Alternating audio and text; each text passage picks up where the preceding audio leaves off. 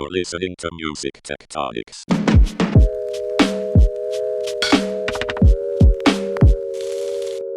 Welcome back to Music Tectonics, where we go beneath the surface of music and tech. I'm your host, Dimitri Vitsa.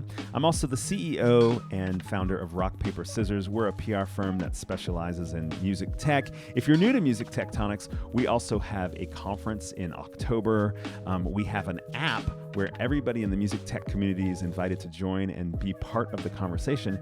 And we have a podcast, which you're listening to now, which comes out at least weekly. Sometimes we do more sprints, and we've done a wide variety of topics recently around live streaming, around remote collaboration, and also introduced you to some interesting companies and organizations. And that's what we're going to do today. My guest today is Casandra Strauss. She's the Senior Special Projects Manager at BPI, the British Phonographic Industry. And she also is running the Springboard Programme for music tech startups. So I thought it would be fun to bring Casandra on and have her tell you a little bit about kind of their efforts and resources. We'll learn a little bit about the UK music scene and music tech scene. Cassandra's also worked at InGrooves in the past, at Sony Music before that, or before BPI. And so it's great to have her perspective. Casandra, welcome to the show. Thank you very much for having me, Dimitri. How are you doing today? I'm very well, thank you. It's a nice day in London. Excellent. So let's just dive in. For folks who may not know BPI, what is BPI? Sure. So we're the trade body representing the recorded music industry in the UK. If you're in the US and you're listening, the kind of closest equivalent is the RIAA. Our members are the three major labels, over 450 indie labels, and then we have associate companies as well. And then I guess our remit is sort of twofold. On one hand, we're here to protect and promote British music. So the protecting side comes from a very comprehensive anti-piracy sort of content protection program. And on the promoting side, we're actually super fortunate to own and run the Brit Awards, which I guess is our equivalent of the Grammys, and the Hyundai Mercury Prize. And they're the two biggest industry events in the UK calendar. And then we also co-own the official charts company, and we have an active comms department through which we talk about the value of music to both the economy and to sort of people's lives. And then the second part of the remit is to serve our membership. So we put on a lot of training courses, insight sessions, networking events, and a lot of research papers and market reports. That's kind of it in a nutshell. Wow, that was a lot in a nutshell.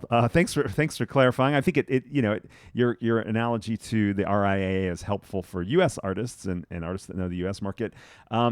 So interesting that BPI would have a program specifically for music tech startups. Why don't you tell us about the Springboard program? What is it? Sure.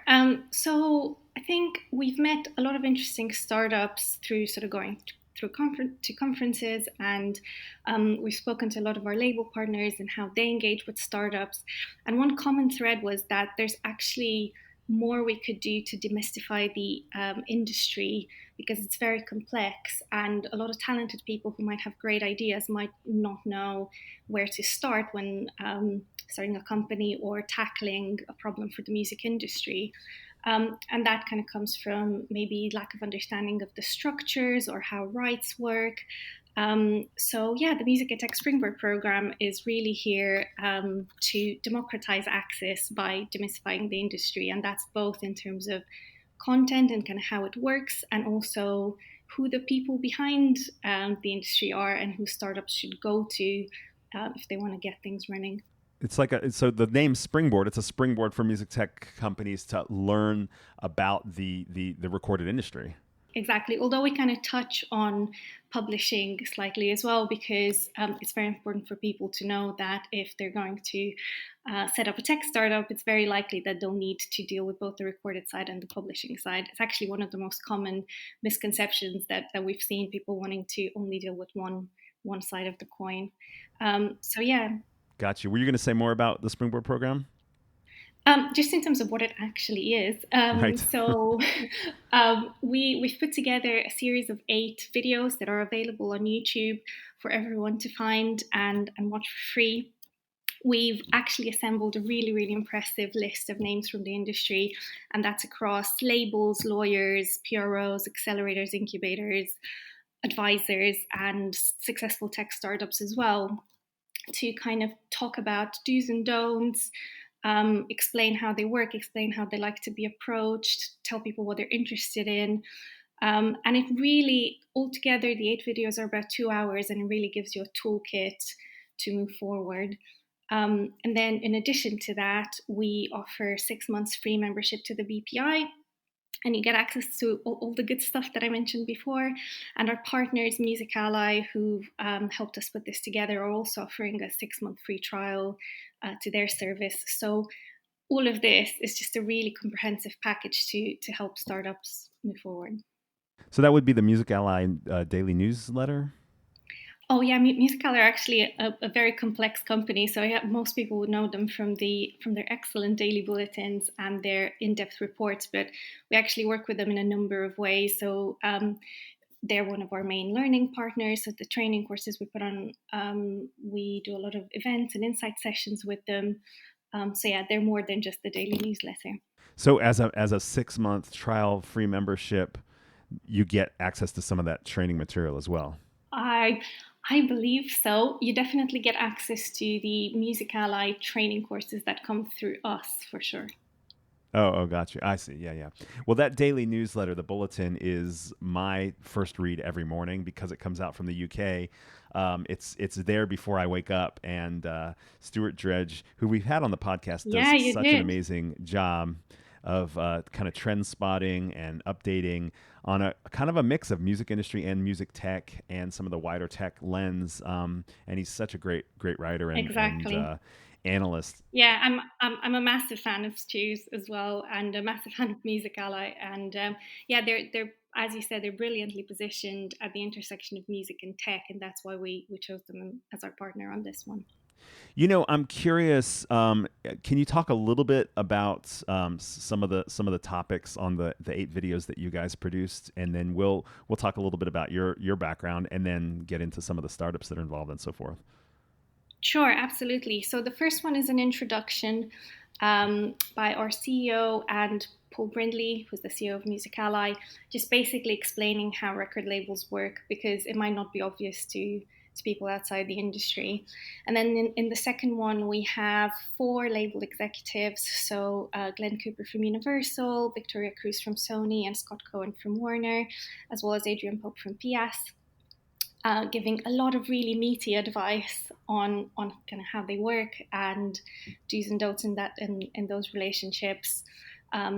Then we have PPL and PRS, who are PROs, and they sort of go in depth in how licensing works, and they give advice on how to work with them, but also when it's time to move on to get licenses from other rights holders.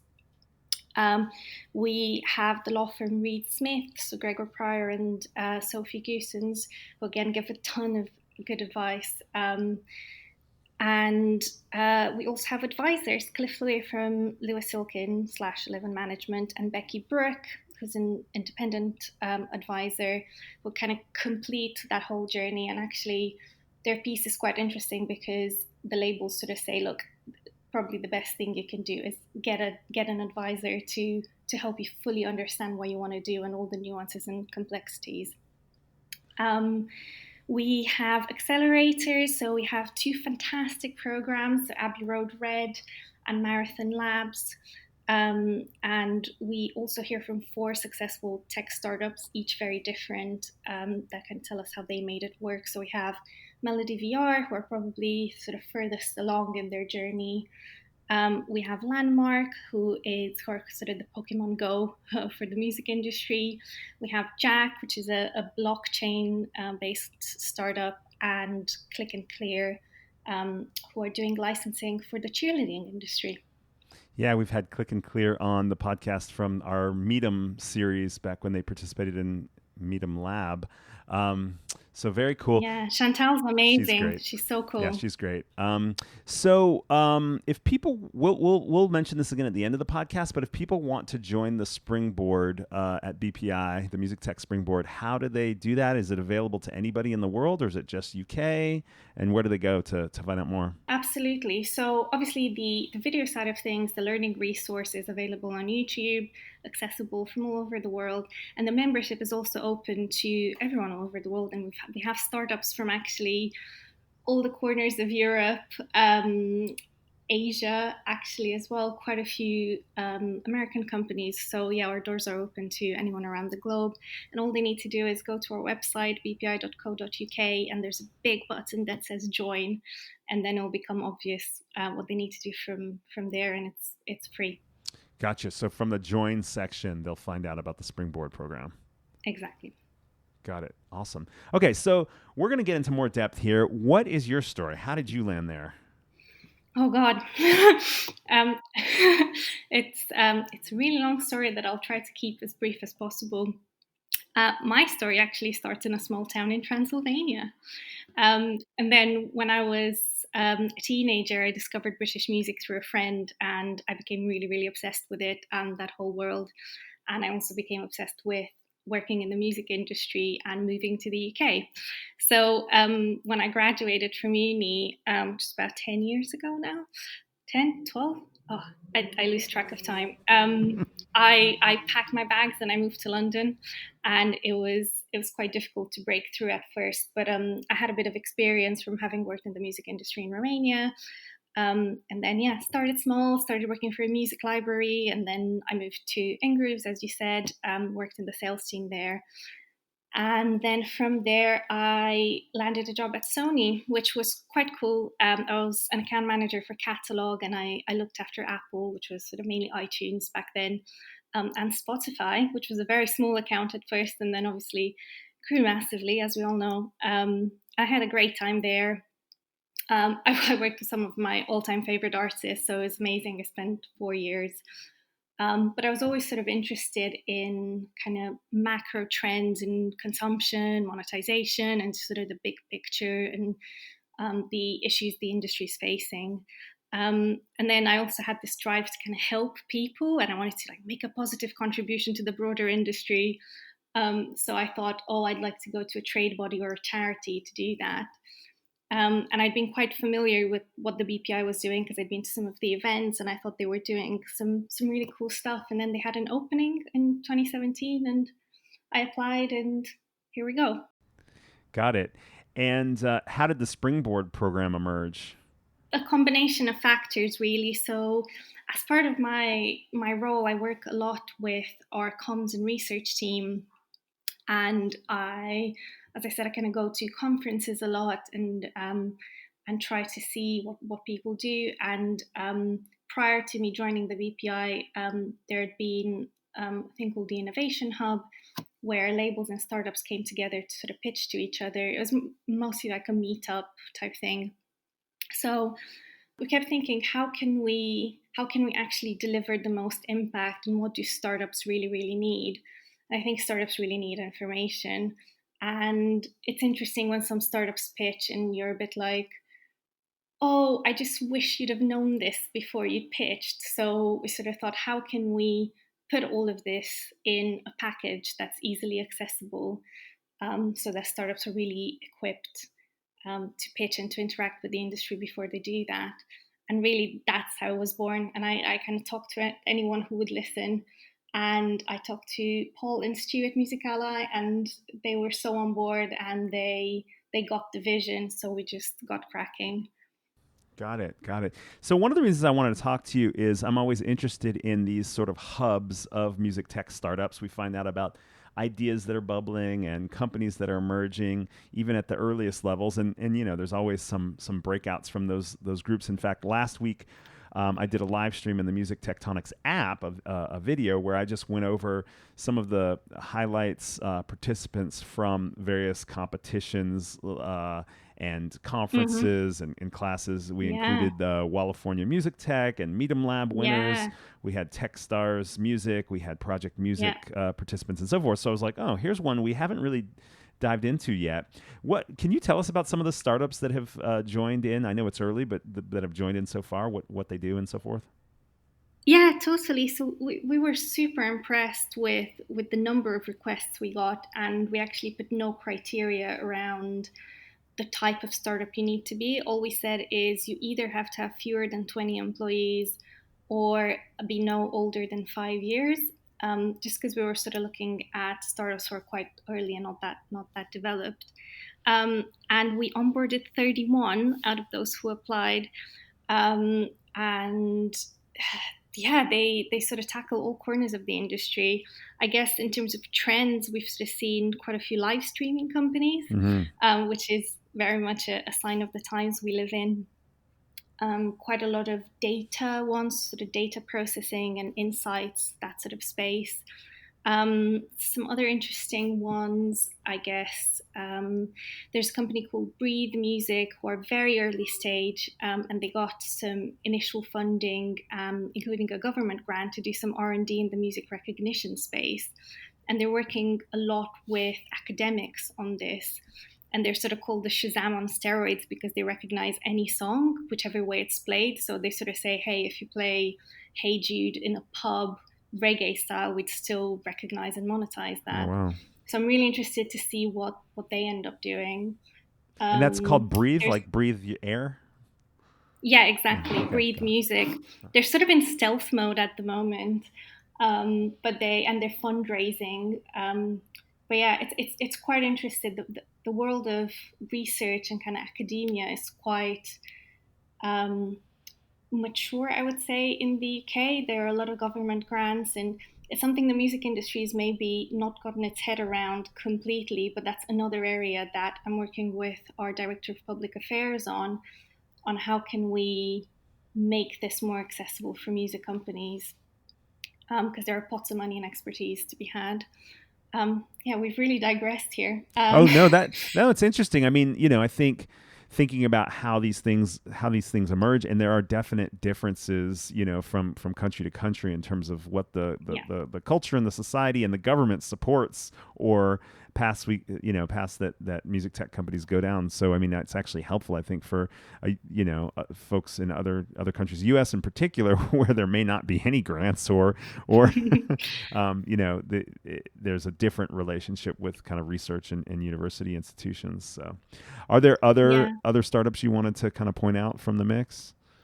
Yeah, I guess one of my favorite ones is a startup called Lyrica.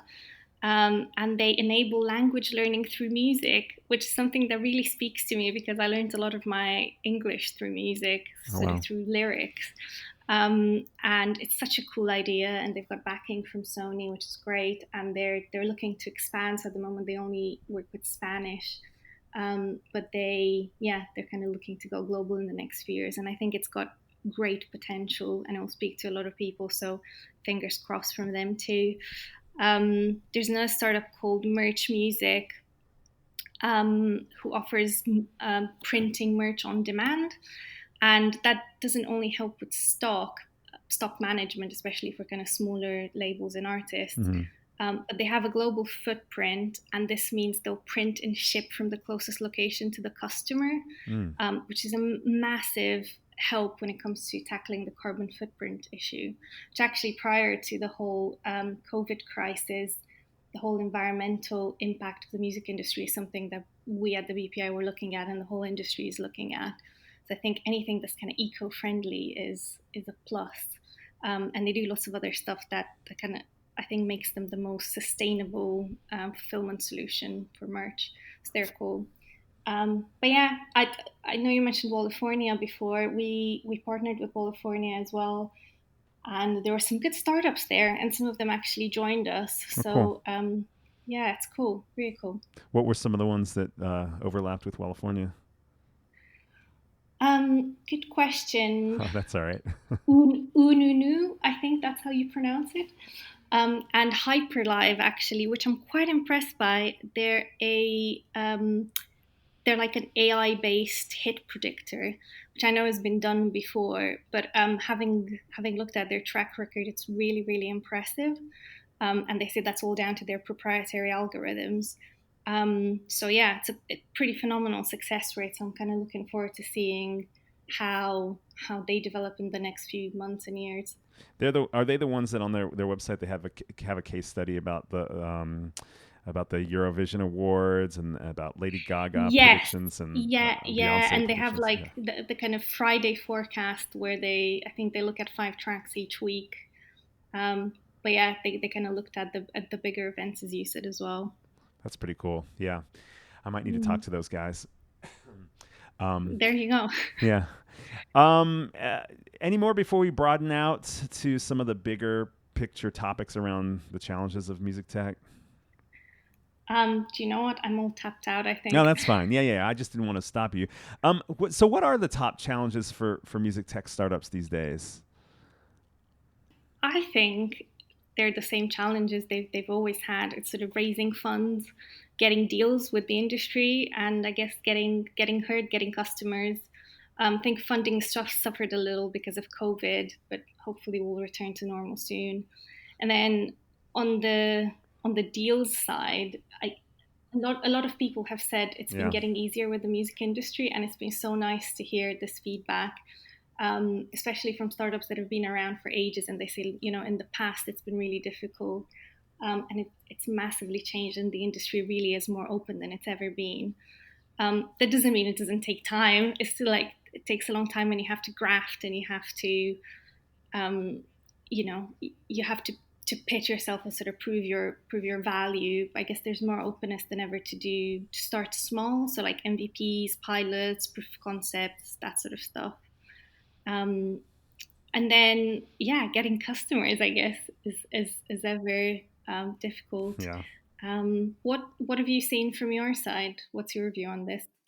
I mean, I think everything that you named is accurate. I actually think there's so many ideas out there and so much enthusiasm for people to be involved in the overlap of music and tech that just demonstrating value and finding out whether the idea that somebody thought sounded good is actually got enough value for the potential users, and a lot of them are marketplaces, so it's kind of like the two-sided market. You have to match up both sides, so maybe you have to build up a catalog and then you have to build up a user base. And it's very hard to convince people to invest any energy or time when you don't have a user base, and vice Yeah, versa. It's very hard to get users if you don't have a catalog. So, I mean, I think it's just tricky to find that sweet spot early in the game and just get enough traction to start building. So you kind of have to sell a vision, and then you also have to have enough um, enough credibility in your concept. Like the concept itself has to be unique, and then you have to have some sort of unique um, value proposition that exactly. nobody else sees. They're either going to be buying into you as a concept, like, oh, this person is going to solve this, or you have to have some technology or relationships in place that position you uniquely so that not everyone else is going to do the exact same thing as you. And those are tricky variables to line up at the right time. That's super spot on, because that's exactly the sort of trifecta: is the having a great team, having a great product that delivers something unique, and kind of knowing how to go about it, and kind of getting those deals, getting those licenses, and getting out there, and yeah, getting people to bet on you. I'm glad you asked the question because it'd be interesting to think of what are the categories, the most common categories of path to success for music tech companies. Because one of them I think about is building up a user base in a parallel world and going from there. I mean, Click and Clear, for example, Chantel already has this relationship with the cheerleading and synchronized athletics world, and she's become and becoming the kind of the translator between that world and music licensing, royalties, all that Exactly. stuff. And Yeah. so it's kind of, on the one hand, when you first hear about it, it kind of comes out of left field and you're like, what? That's not a revenue stream. There's no, and then you're like, wait a second, there's thousands and thousands of cheerleading groups, acrobatic groups, Yeah. aerobic groups, gymnastics groups, synchronized swimming, and you're like, wait a second, that's actually brilliant. It's a totally Yeah. untapped market. So she went and learned the music industry side, built a platform, and she's got a built-in user base on the licensing side that nobody else has tapped, because who knows those people?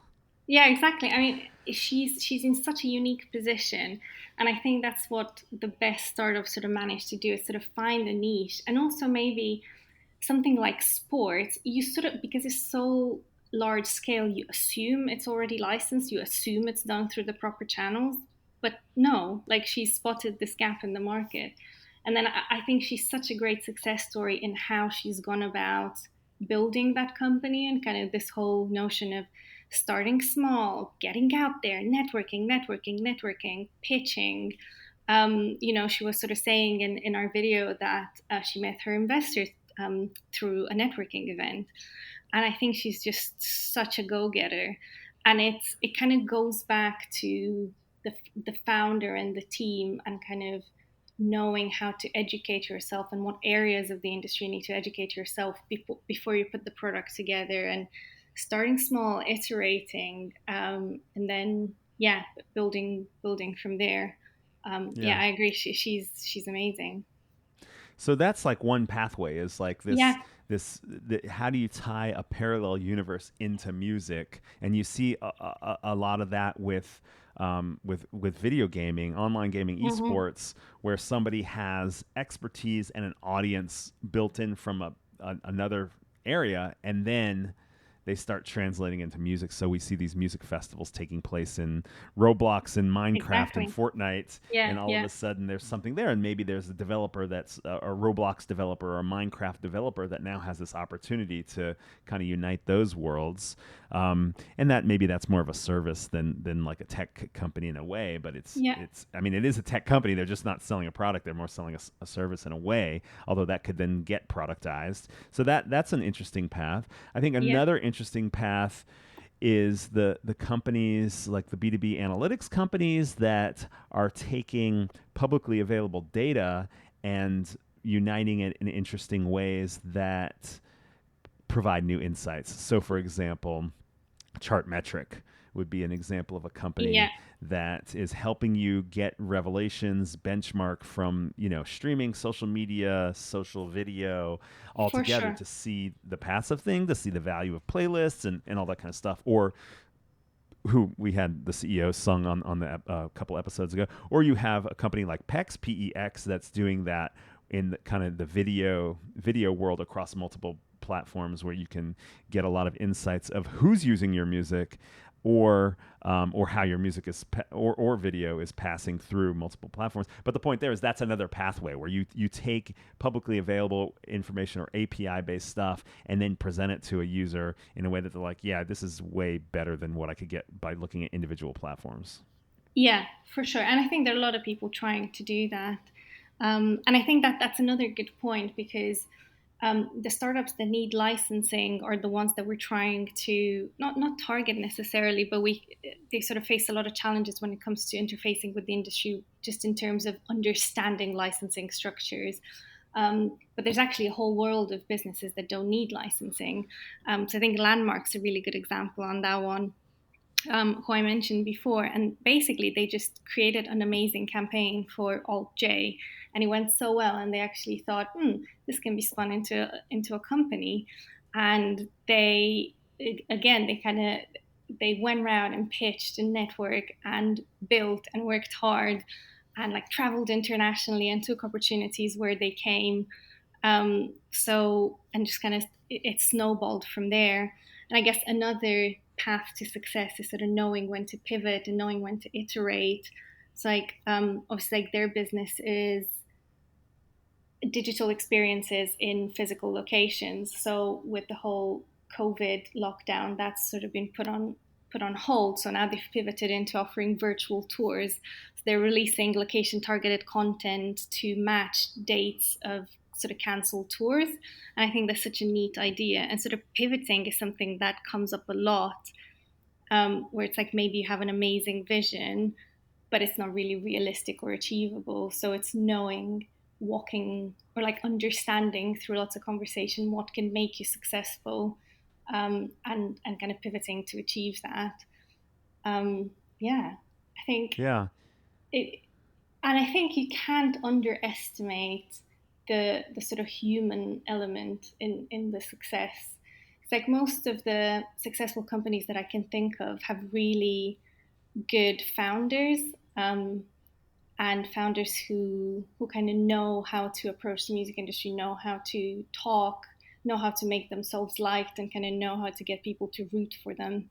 If you see what I mean, I think. Do you know a Yeah. startup called Licked? Yes, I've heard of Licked.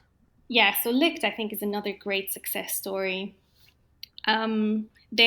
They went through the Abbey Road Red Accelerator, so they offer commercial music licenses for YouTube creators and influencers, which is again Hmm. that kind of seeing, hey, the space is burgeoning. It shouldn't be so difficult to get music. Let's do that and start small.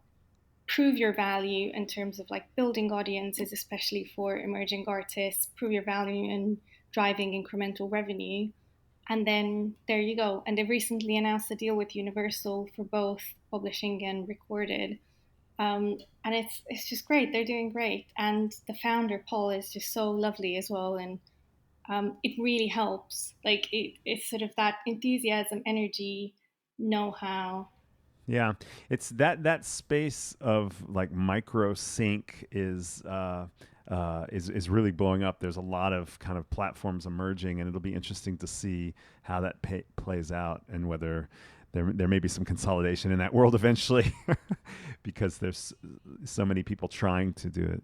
But it's also growing massively. We really are in the age of fans wanting to be co-creators and wanting to sort of have a slice of the pie rather than just taking their vinyl, going home and listening to it. So I think there'll just be more and more demand. I mean, you look at what's happening on Instagram and TikTok and all these new platforms and all these new audiences just behave in such a different way.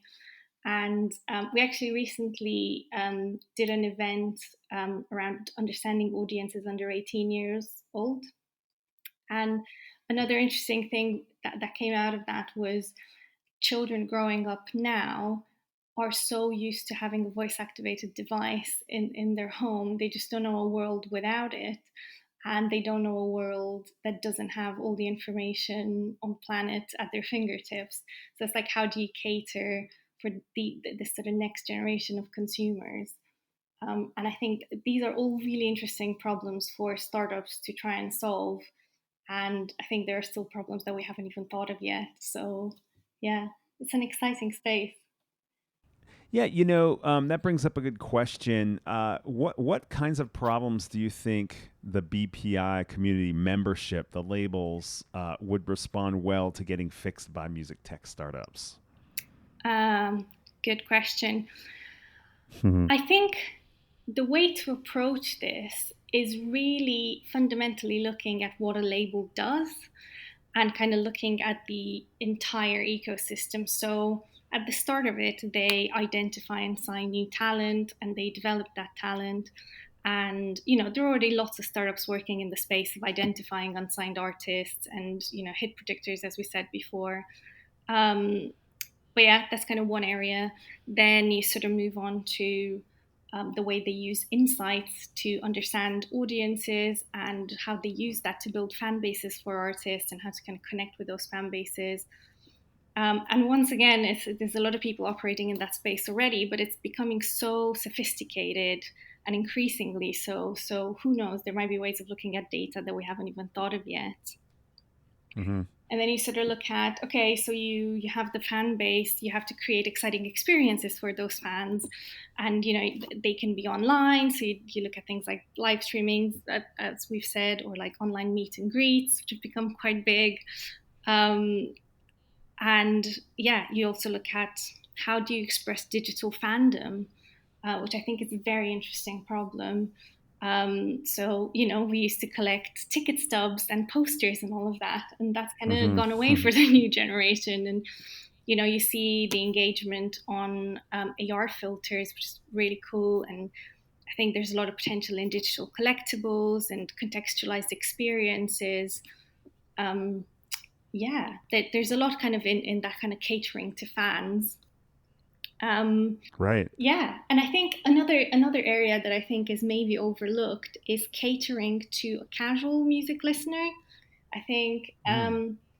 super fans are cool, and again at the BPI we did an event around serving the super fans earlier this year, and there's a lot that can be done in that space, but there's also a lot to be done for your casual music listeners. So Lyrica, who I mentioned before, are a good example, and it's kind of looking Right. at, or or Chantal and Click and Clear is kind of looking at sports, looking at language learning, looking at things like, I don't know, karaoke or like fitness or mental health and like all these other things that we have around us that have nothing to do with music, and seeing what part music can play in them. I think there's a lot to be said about that. I really like, first of all, you're really flexing here. That was an amazing list of categories when for music tech companies to think about. These are these categories of, and I don't know if you're done yet, but these categories of problems to solve. That was just amazing. But I really like how you frame that about casual listeners. You know that we've had Mark Mulligan from Media Yes. Research do a bunch of events, and we follow him very closely. And he talked recently at one of our events about the switch from contextual playlists, here's a soundtrack for you to do X, Y, or Z, cook or work out, to music actually learning into those moving into those contextual experiences. Mm-hmm. So a fitness company has music in it. You don't listen to a Spotify playlist, you're listening to whatever Peloton has curated for you. Yeah. Or you're not necessarily looking for your meditation playlist on Spotify.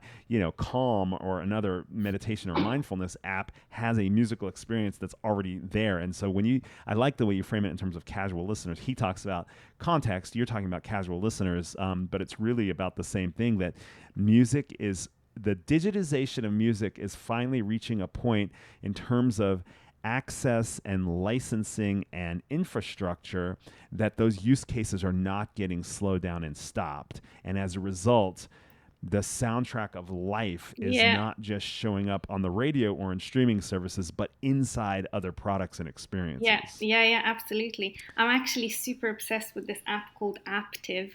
I don't know if you know it, and Aptiv? Aptiv with a double A. Um, Uh-huh. and they have nothing to do with us, nothing to do with our program. I don't even think they're widely known in the UK.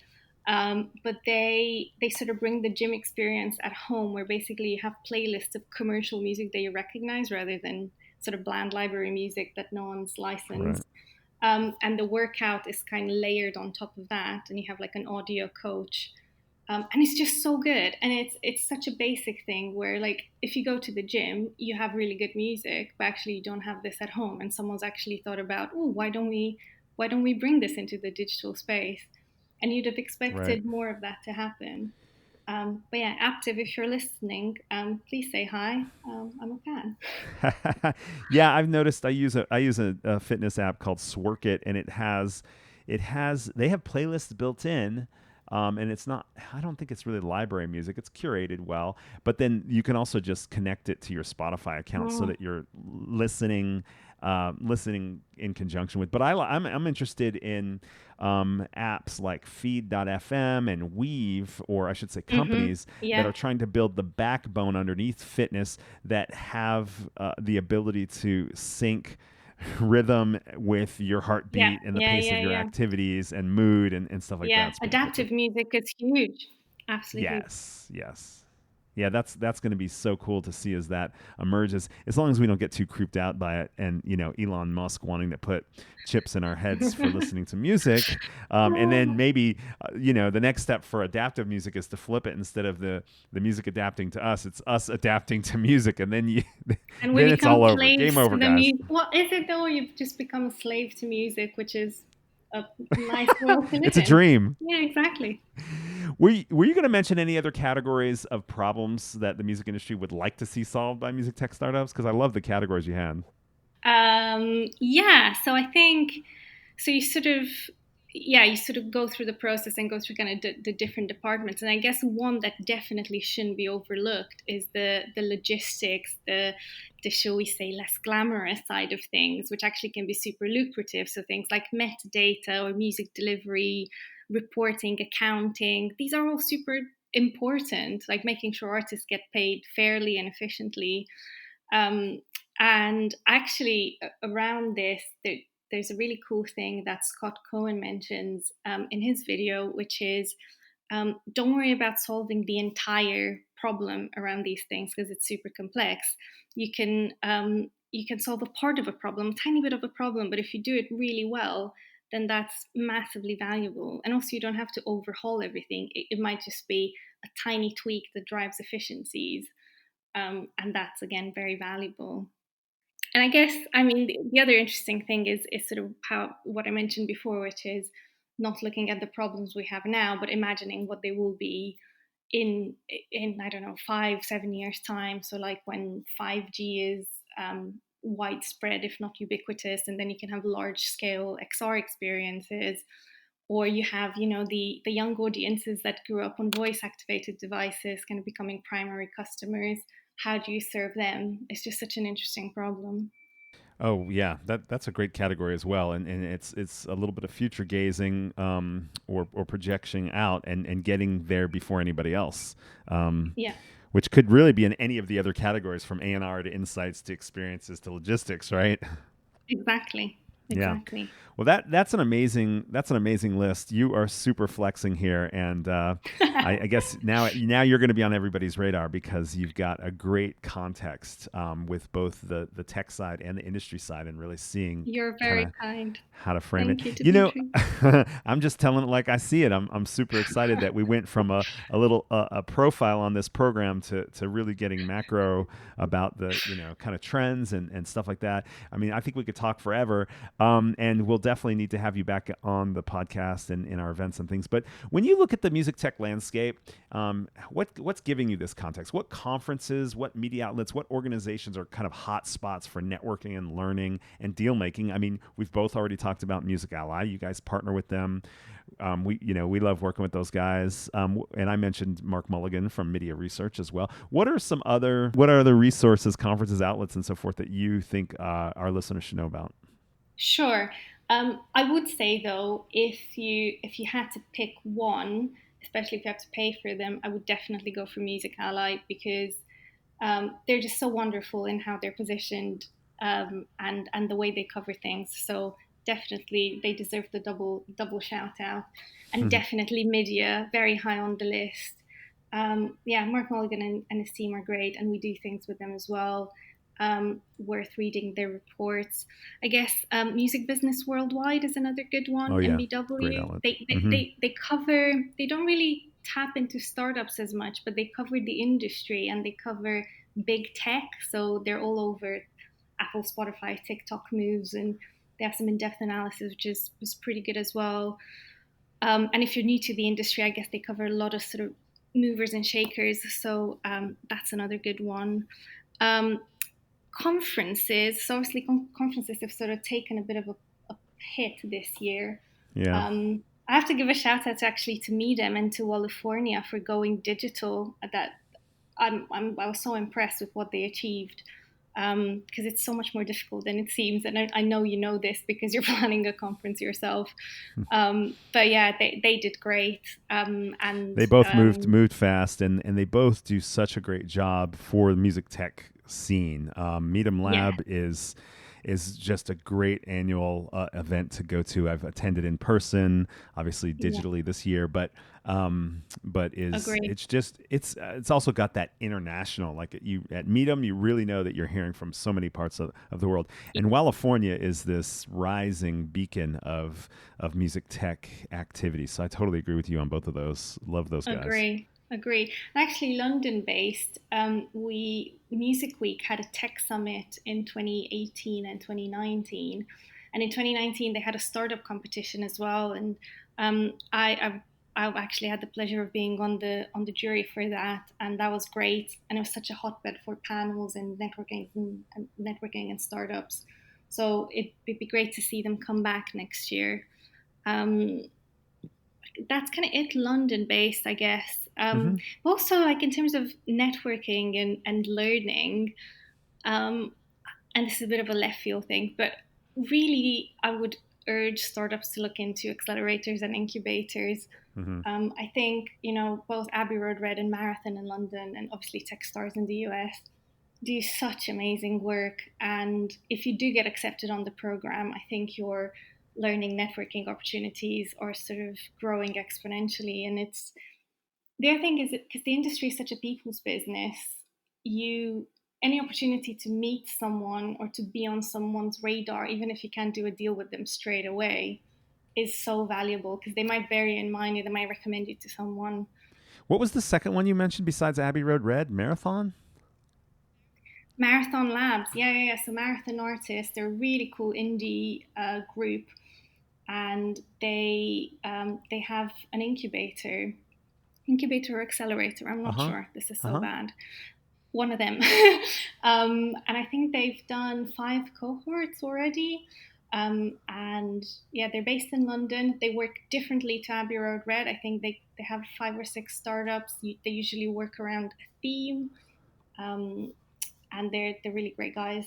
And you can hear from Paul Rene, who is the president of the Marathon Artists Group, which comprises the labeled management and the tech side of things in our video. And he's such an impressive guy overall as well. So Yeah, I'm yeah, glad to know about that one. I don't think I've come across them, although I see Museo is somebody we've worked with who's was in their 2020 cohort. So I'll definitely be digging there into you that. That's go. awesome. Okay, look, we need to wrap up shortly, but since you're at BPI and since you've given us such great contextual information, let's ask the question: how is the outlook for the UK music industry looking into this COVID-19 era? What are you seeing, and what's next? Sure. And let's try to end on a positive note. Obviously, the industry has been badly hit, like everywhere around the world. I think the live sector has suffered the most, venues, nightclubs, and there's been a massive campaign in the UK to, well, both from the public and also from the industry side to try and to lobby government to get help. And as a trade body, lobbying is something that we do a lot, and we've rallied up with the other trade bodies as well to do this. Um, and retail's been affected at first, obviously with all the shops being shut. But actually, we can see some signs of improvement because some of the shops have pivoted to home delivery, and that's helped pick up the slack. And then streaming has kind of dipped at first because I think people were super confused about the world they live in and that their commutes no longer happened. Mm. So that dipped a tiny bit at first, but it's back on track now. But I think the real positive story out of this is people really realizing how music has the power to bring everyone together, and all the kind of digital campaigns that happened, all the listening parties, and the kind of general outpour of support from the audiences towards artists and towards industry and getting things back on track. So yeah, fingers I mean, crossed that's we'll be I back to I normal like soon. that. I mean, look, we can't be we can't fool ourselves about the economic impact of COVID, this pandemic, the lockdowns, the continued problems with fighting this virus, and how it's impacting the economy, and the impending recession that was talked about even before this pandemic hit the whole planet. But I really appreciate that perspective of thinking about music sticking around with us, and I actually think it's a struggle right now for artists and for the certainly the live music scene, where people aren't feeling safe, even when governments sometimes say it's time to open up. You're going to have a different Yeah. level of demand. However, I really like your point that music is with us, and it's really it does really point to the source of inspiration and sort of comfort in a pretty rough time. So I do appreciate that Mm. perspective, and to me it lets me know, it just reminds me that there's still important work to be done, not just from a commercial standpoint, not solely from a creative standpoint, but really from a kind of a well-being of the planet.